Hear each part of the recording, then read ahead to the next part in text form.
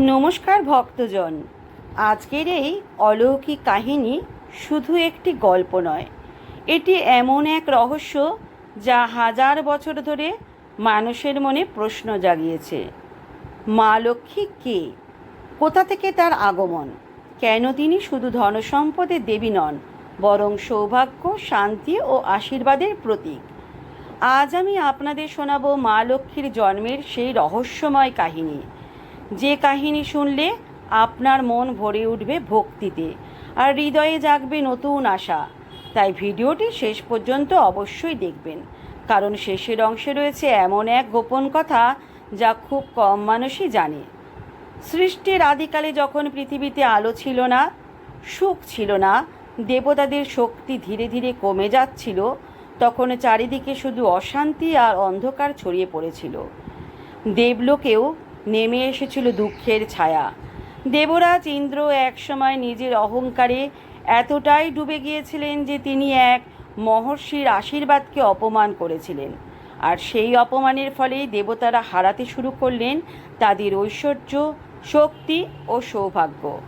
ধীরে ধীরে স্বর্গলোক শূন্য হয়ে গেল, গাছ শুকিয়ে যেতে লাগলো, ফুলের সৌরভ হারিয়ে গেল, নদীর জল মলিন হয়ে পড়ল। দেবতাদের মুখে আর হাসি ছিল না। সবাই বুঝতে পারলেন সৌভাগ্যের দেবী তাদের থেকে দূরে সরে গেছেন। তখন দেবতারা ছুটে গেলেন ভগবান বিষ্ণুর কাছে। সবাই কাঁদতে কাঁদতে বললেন, প্রভু, আমাদের রক্ষা করুন, আমাদের জীবন থেকে সুখ চলে গেছে, স্বর্গে আর শান্তি নেই। ভগবান বিষ্ণু শান্ত কণ্ঠে বললেন, যখন অহংকার মানুষের হৃদয়ে জন্ম নেয় তখন লক্ষ্মী সেখানে থাকেন না, কিন্তু এখন সময় আছে। যদি তোমরা সমুদ্র মন্থন করো, তবে সেই সমুদ্র থেকে আবার জন্ম নেবেন মা লক্ষ্মী। এই কথা শুনে দেবতা ও অসুররা একসঙ্গে সমুদ্র মন্থনের প্রস্তুতি নিলেন। মন্দার পর্বতকে বানানো হলো মন্থনের দণ্ড, আর বাসুকীনাগকে করা হলো দড়ি। শুরু হলো ভয়ঙ্কর সমুদ্র মন্থন। সেই দৃশ্য ছিল অবর্ণনীয়। সমুদ্রের জল উত্তাল হয়ে উঠল, আকাশে বজ্রপাত হতে লাগলো, চারিদিকে সৃষ্টি হলো প্রবল আলো।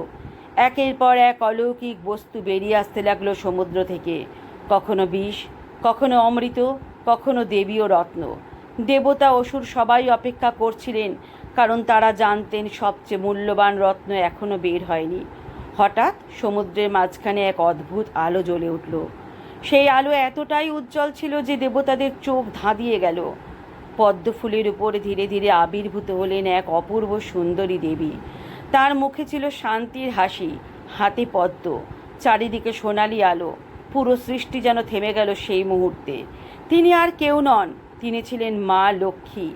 যেই মুহূর্তে মা লক্ষ্মীর আবির্ভাব হলো, সঙ্গে সঙ্গে পৃথিবীতে ফিরে এলো সৌন্দর্য। শুকিয়ে যাওয়া ফুল আবার ফুটে উঠল, নদীর জল পরিষ্কার হয়ে গেল, দেবতাদের মুখে ফিরে এলো আনন্দ।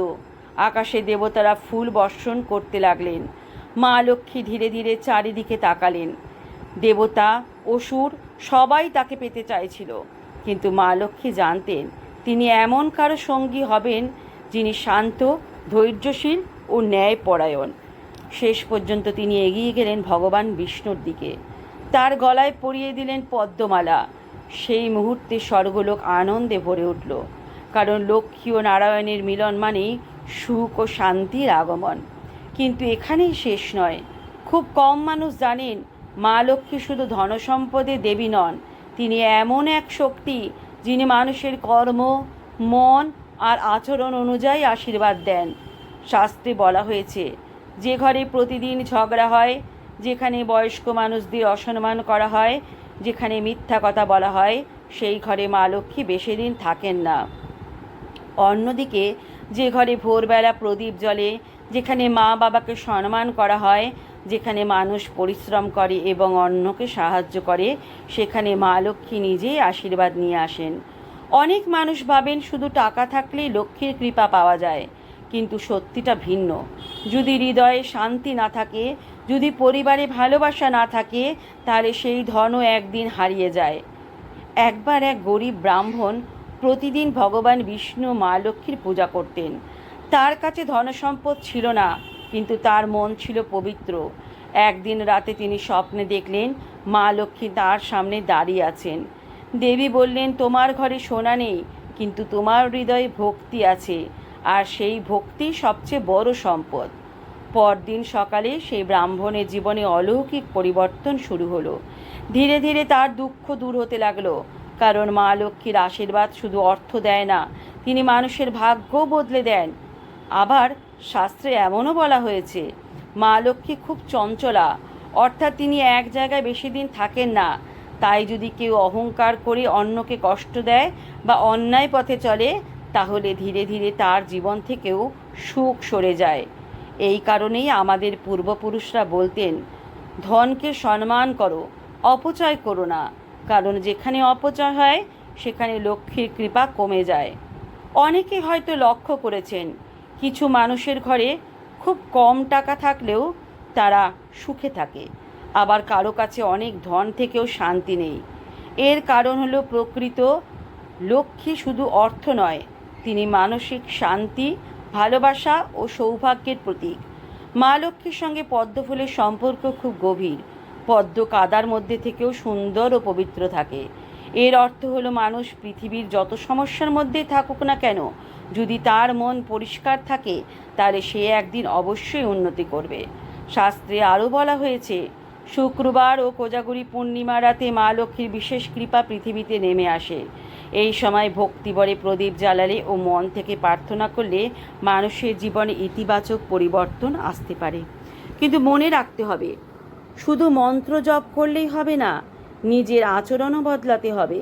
কারণ মা লক্ষ্মী কখনো অলস মানুষকে পছন্দ করেন না, তিনি পরিশ্রমী ও সৎ মানুষদের আশীর্বাদ করেন। আজ যদি আপনার জীবনেও দুঃখ থাকে, যদি মনে হয় সব কিছু শেষ হয়ে যাচ্ছে, তাহলে হতাশ হবেন না। মনে রাখবেন, সমুদ্র মন্থনের পরেই যেমন মা লক্ষ্মীর আগমন হয়েছিল, তেমনি জীবনের কঠিন সময়ের পরেও সুখ আসতে পারে। হয়তো আজ আপনার ঘরে কষ্ট আছে, কিন্তু আগামীকাল সেই ঘরে সুখের আলো জ্বলতে পারে। শুধু বিশ্বাস রাখতে হবে, ভালো কাজ করতে হবে এবং হৃদয়ে ভক্তি রাখতে হবে। কারণ মা লক্ষ্মী কখনো শুধু ধনী মানুষের ঘরে আসেন না, তিনি আসেন সেই হৃদয়ে যেখানে ভালোবাসা, সম্মান ও সততা থাকে। তাই আজকের এই ভিডিও দেখার পর নিজের ঘরে একটি প্রদীপ জ্বালান, মন থেকে বলুন, হে মা লক্ষ্মী, আমাদের জীবনে শান্তি দাও, ভালোবাসা দাও, সৎ পথে চলার শক্তি দাও। দেখবেন ধীরে ধীরে আপনার মন শান্ত হয়ে যাবে। কারণ সত্যিকারের আশীর্বাদ প্রথমে হৃদয়ে আসে, তারপর জীবনে। ভিডিওটি যদি আপনাদের ভালো লেগে থাকে, তাহলে ভক্তি ভরে জয় মা লক্ষ্মী লিখে কমেন্ট করুন। আর এই পবিত্র কাহিনী আপনার পরিবার ও বন্ধুদের সাথে অবশ্যই শেয়ার করুন, যাতে মা লক্ষ্মীর আশীর্বাদ সবার জীবনে পৌঁছে যায়। জয় মা লক্ষ্মী।